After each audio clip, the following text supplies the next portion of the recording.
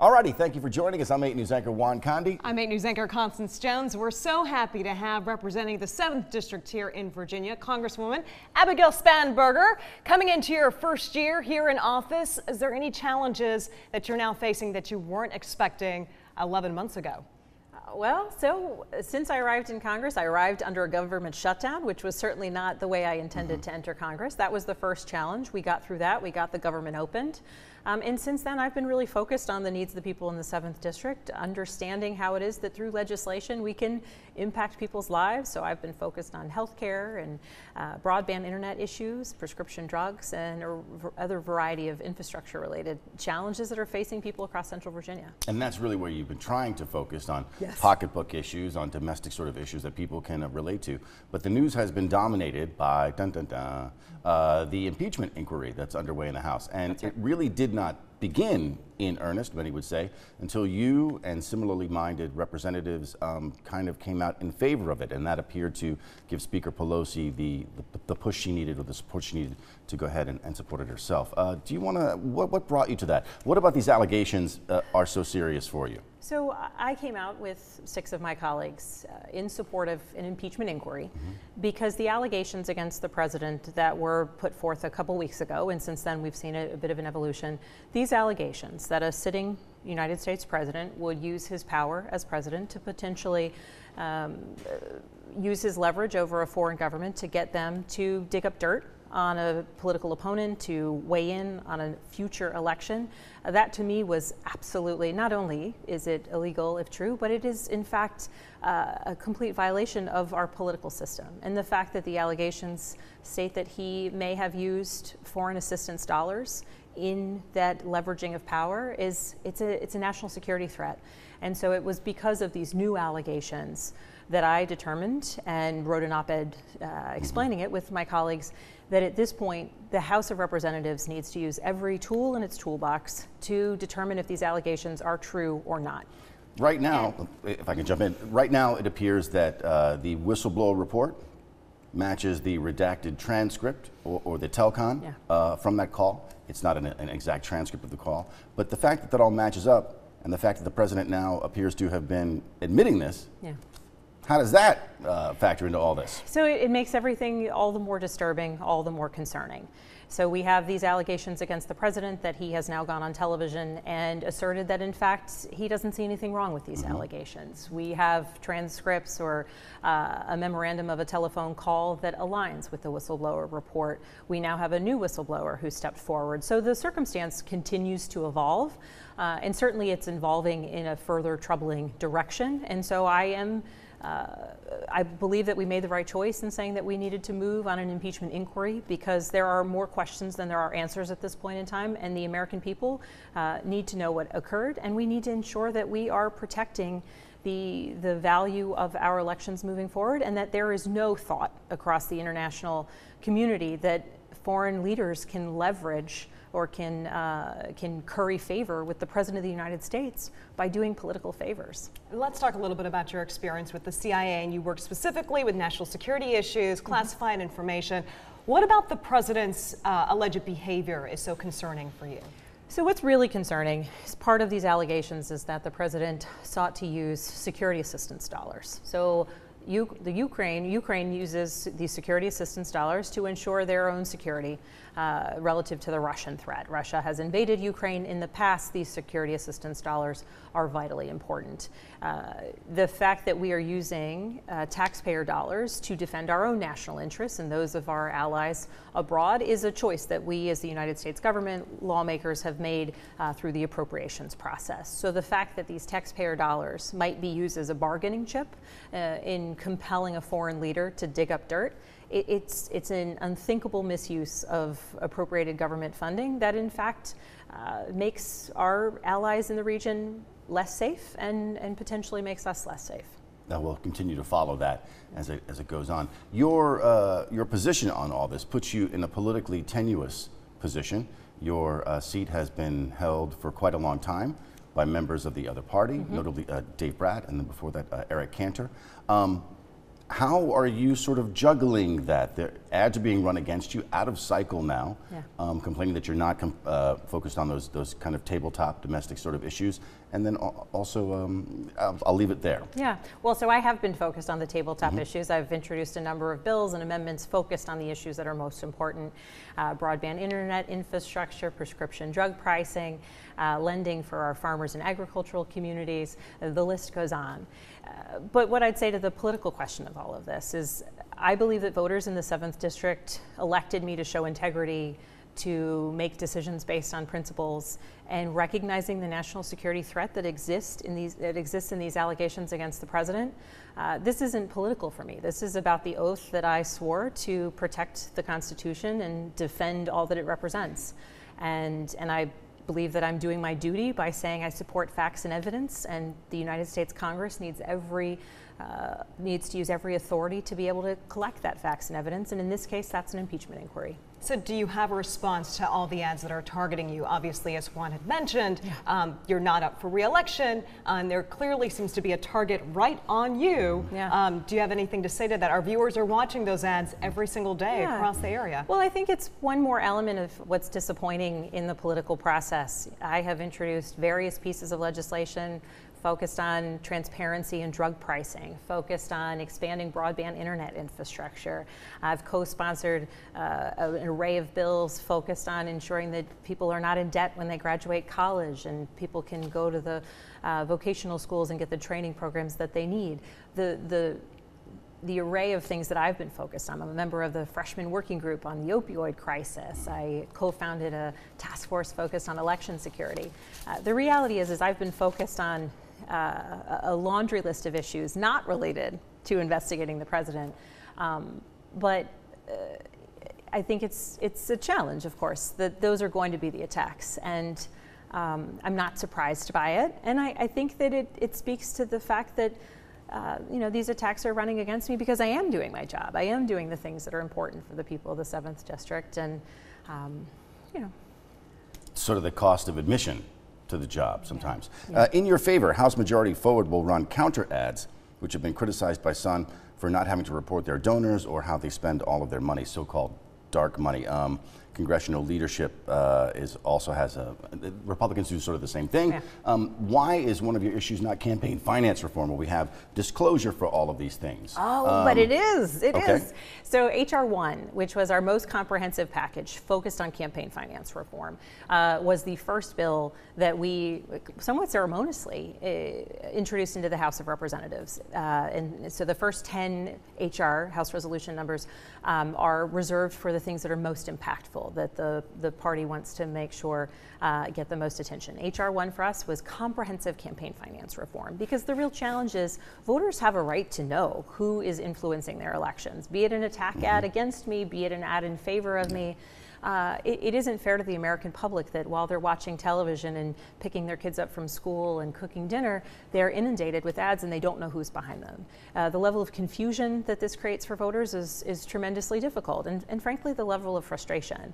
And so I am a person who supports campaign finance reform across the board. I personally don't take any corporate PAC money because I think it's important that voters know that I'm accountable to them, and that any dollars I accept, it's because people support the positions I hold, and that they may not hold sway with the positions I may one day hold. All right, let's talk a little bit about an issue that really hits close to home. Just a few weeks ago, you spoke about 9-year-old Markia Dixon. You were speaking to members of Congress, and she was an innocent victim to gun violence right here in the city of Richmond, hit by a stray bullet.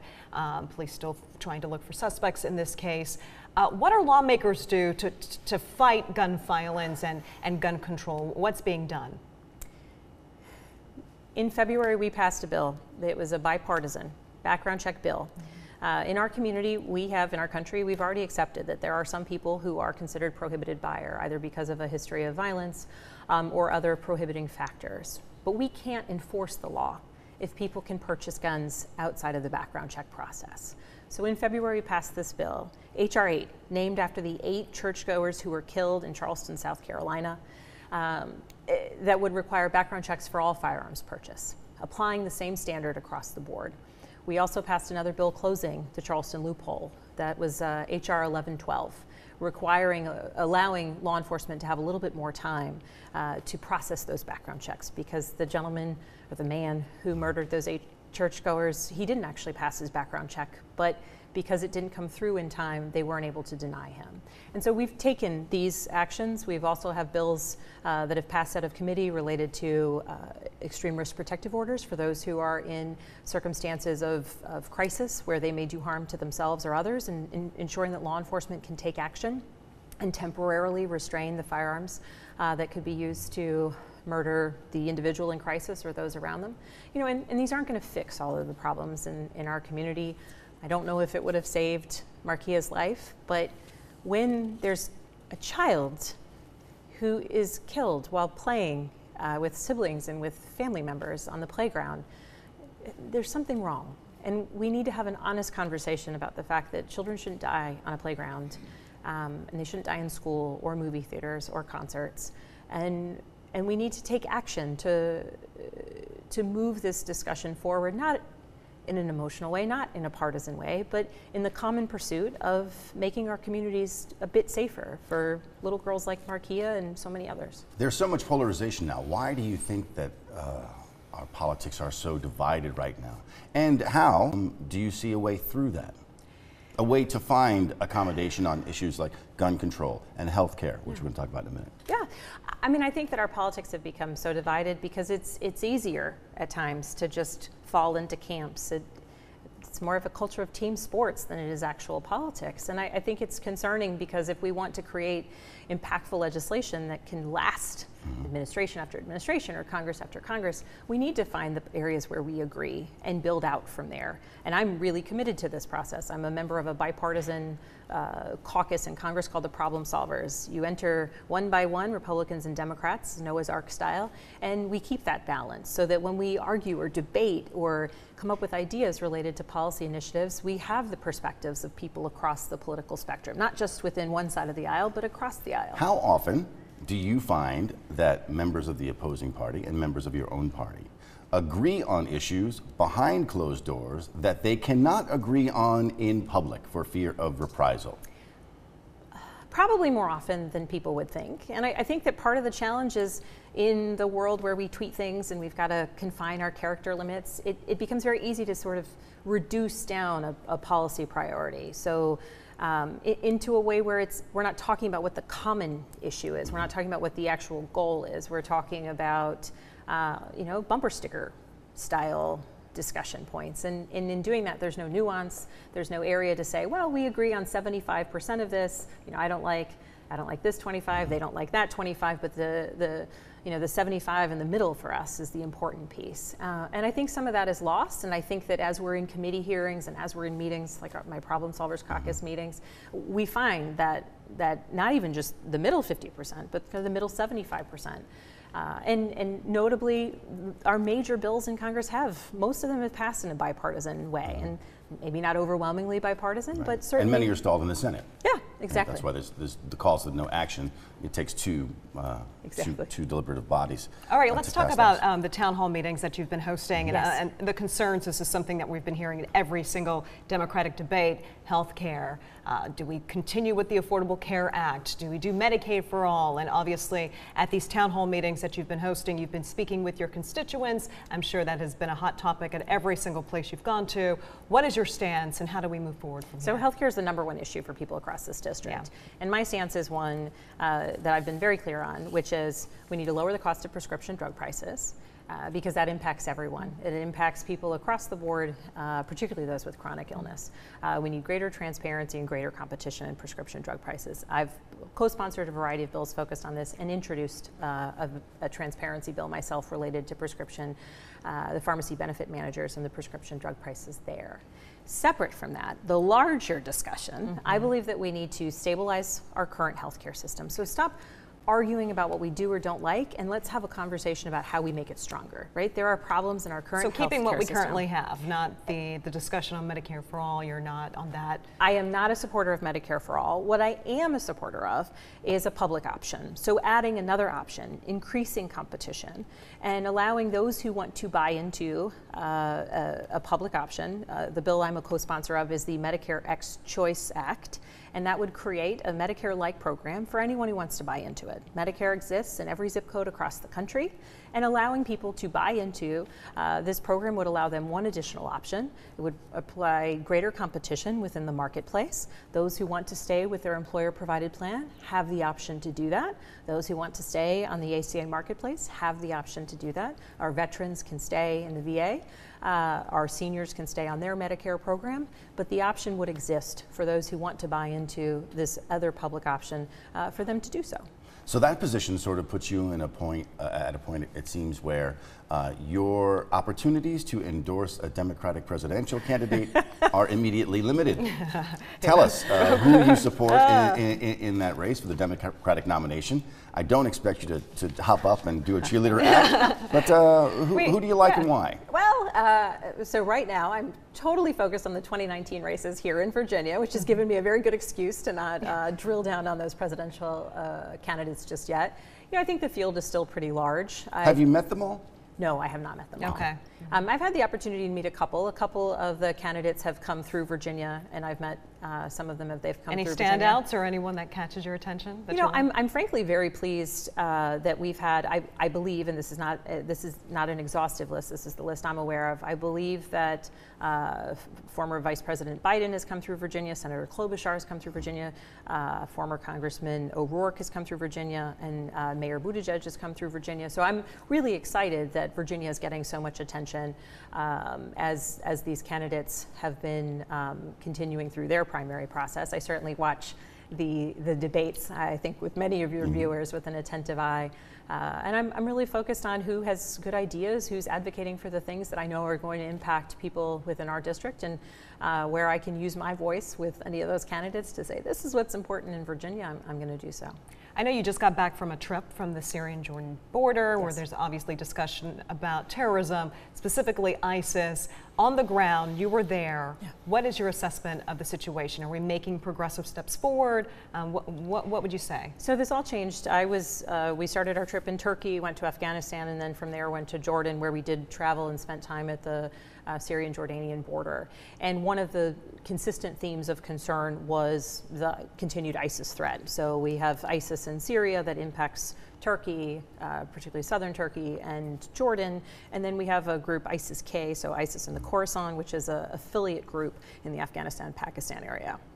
So the continued threat of ISIS, even though their land mass has shrunk, continues to be a pretty substantial one. And one of the major concerns was about what happens if Turkey tries to encroach into northern Syria, where our Kurdish allies have been fighting ISIS for years, have been doing it, have been quite successful, and have approximately 11,000 ISIS fighters in jails across northern Syria. And they're not regular jails, they're former elementary schools or business parks that have been turned into makeshift jails. Okay. And so the notion that Turkey would potentially come in, those Kurdish fighters would abandon their post. As Lindsey Graham said, this could potentially give a new lease on life to these ISIS fighters, which is a tremendous concern. That was the overarching discussion point throughout our time on that trip. And so to arrive home yesterday on Monday morning and to learn that the administration actually was pulling U.S. troops and green lighting the Turks to go into northern Syria it is shocking to me. Shocking. All right, let's pull this back. We're coming up on 20 minutes here. I want to take you back to the big story of the day. You've expressed concern with the president's behavior vis-a-vis the president of Ukraine, and obviously the statements he made about China. So you're supporting the inquiry. That's right. Do you support official impeachment hearings in the House for the president? So, as I understand it, and the official hearings that are part of this impeachment inquiry, if they are for the purpose of answering questions and determining on what path we are going as a Congress, yes, I support it. Do you believe that the president is unfit to serve in his office? I believe that the president has done a variety of deeply troubling things, has demonstrated frenetic foreign policy that puts our country at risk, has potentially, and some of this is by his own admission, engaged in an influence effort to try and get the leader of a foreign country to provide dirt to his personal gain. I think that these things are accusations one would never think would be levied against a president. And so I'm supportive of my colleagues in the House who are focused on this, particularly it's under the House Intelligence Committee at this time, to get to the bottom of it so that at what point in time we're taking a vote, be it on articles of impeachment, be it not, we know without a shadow of a doubt these are the allegations, this is the proof that we do or don't have, and this is how I will vote. Do you fear that this will cost you your seat? Yeah. I don't. I intend to do what is right for the country. I intend to make a decision based on fact and evidence. I have always been a great believer in the power of information and informed decision making. And if that costs me my seat, then I have greater faith in the voters that they will recognize that in my efforts to make good decisions on behalf of this country, I'm doing the right thing. And you know, that's what I'm doing as it relates to healthcare or prescription drugs. Anything else is attempting to make good, informed decisions every day. Okay. Well, thank you very much for your Thank time, you. Congresswoman Spanberger. You want to tell, I'll give you an opportunity now after I rake you a bit. Anything you want to say to the voters just openly? Oh, well, the 7th District is an incredible place to represent. This week, I'm actually, now that I've gotten back from my trip to Afghanistan, Turkey, and Syria, I'm pivoting back to my focus here in the 7th District, and we're doing an education tour. So we started the morning in Culpeper, ended it in Chesterfield so far today, visiting a variety of schools for preschool kids, middle school, the J. Sargent Reynolds Community College, and tomorrow we've got another tour of a variety of different schools again, just to focus on what are the concerns here in the district as it relates to education, and also to have a chance to talk to some kids and answer their questions, because it's pretty incredible when you get a room full of 8th graders together. Some of the questions are you think your questions are tough. Some of the questions are pretty fantastic. Wonderful. All right, Congresswoman Spanberger, thank you for speaking with us today. Thank you so much.